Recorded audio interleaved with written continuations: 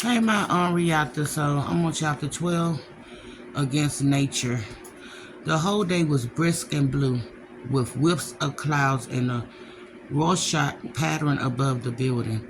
Pollen burst from trees, buds, and tortured the allergic. I stood at the corner of Fifth Avenue and 16th Street behind two young women moaning about the season.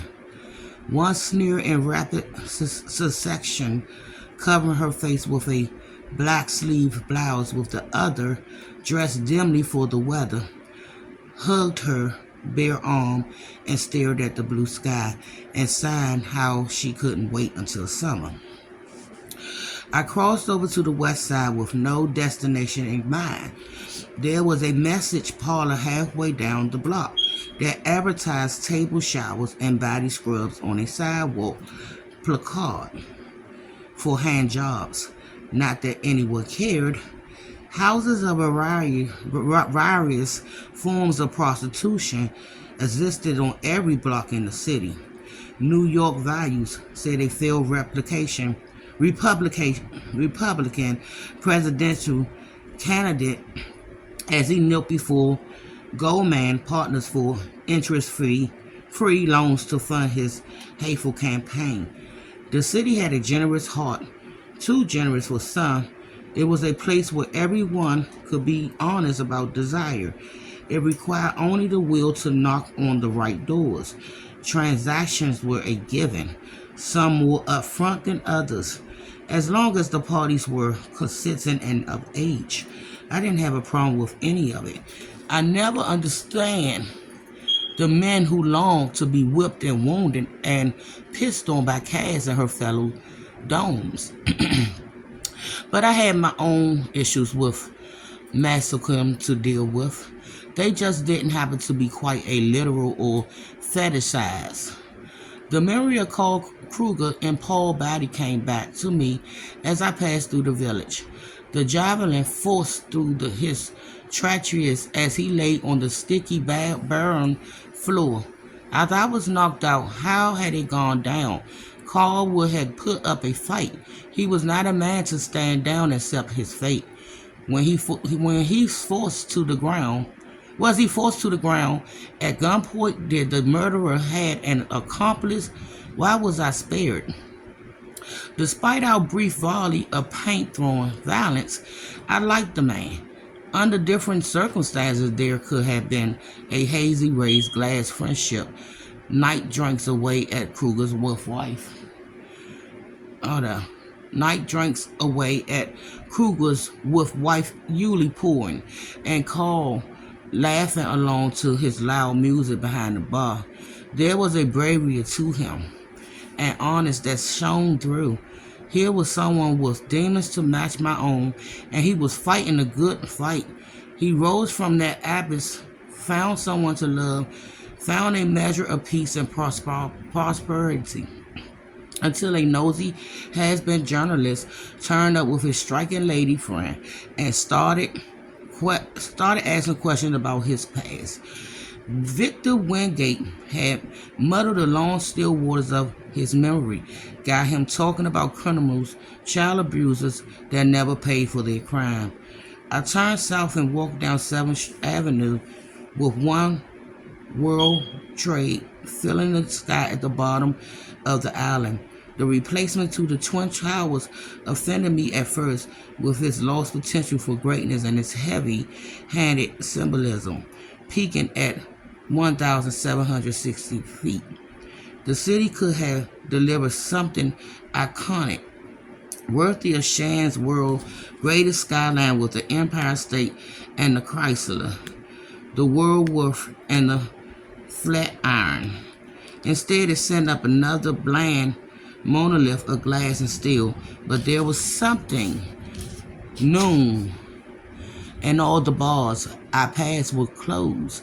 A blessing I knew, but I could always find somewhere that was serving or way down a cab and head home and drank myself into a soothing stupor. Something stopped me. It was Stevie, I suppose, and Juliet. My only teeter to sanity, An 8-year-old kid who was probably didn't want to see me, and his mother whose affection had now turned to pity. I would stay sober for them today, even if it meant risking a breakdown on the sidewalk.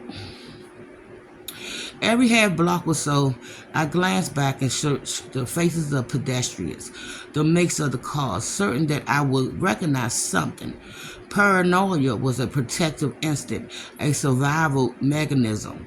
It was only a disorder if there was no one coming for you, and there always was. I must have walked for an hour or so because I found myself turned around and back on 6th Street, facing uptown. The IFC movie theater was on the west side of the street, across from West 4th subway stop. The facade advertised a retrospective of contemporary Japanese cinema. I chose a documentary about a famed sushi restaurant in a Tokyo subway station. I remember reading a review 3 or 4 stars, but I didn't care about its content. I started in 10 minutes, and running time was an hour and 23, enough to kill the remainder of the afternoon, keep me away from bottles, and get me to the Cohen apartment, sober by 2 p.m. The film sucked me in. The master sushi chef told in his 10 seats temple of fish, spurring bigger, more profitable opportunities, and instead devoted his life to excellence and simplicity. He was described as a shunam, someone who has embraced the persistence pursuit of profession in his art. His apprenticeship was for aspiring sushi chef took a decade. I envy that purity of purpose. Remember it from another time, my interrupted childhood as a swimmer. I was good too, fast enough for whispers of Olympia potential.